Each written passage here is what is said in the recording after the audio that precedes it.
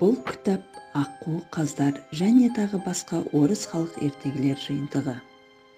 Орыс халық ертегілері балалар үшін қызықты, терең мағыналы, тәрбиеге толы, үйретері мол ертегілер.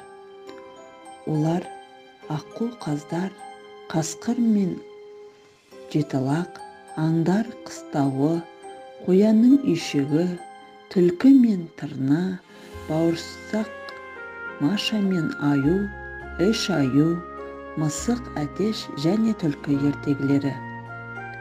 Біз бұл ертегілерден көп мол азық аламыз. Мағынасын терең түсініп, бойымызға жинаймыз. Сол ертегілердің ішіндегі аққу қаздар ертегісіне тоқталып өтсек. Бұрынғы заманда шал мен кемпір болыпты, оның ұлы мен қызы болыпты.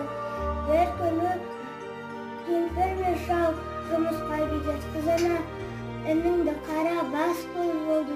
Сосын біз саған орамал сатып алып береміз дейді. Сосын оны қолдауға отырғызып кетеді да ойнауға кетеді.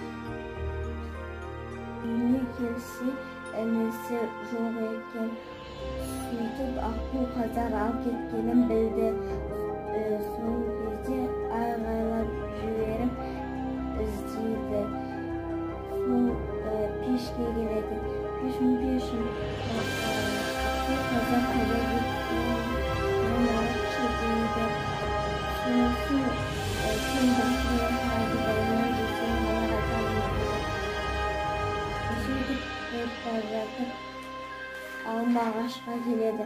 Алмағаш, сен аққу қаздар қайда кеткенін айтып берші дейді.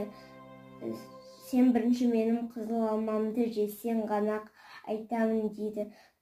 Біз ондай алмаларды жейміз, даже бақшадағы алманы жемейміз дейді. Сүт өзенінің ары қарай кетеді, сүт өзеніне келеді. Сүт өзені аққу қаздар қайда кеткенін айтшы дейді. Сен бірінші күйеге қосылған сүтті іштен ғана қайтамын дейді. Сөйтіп айта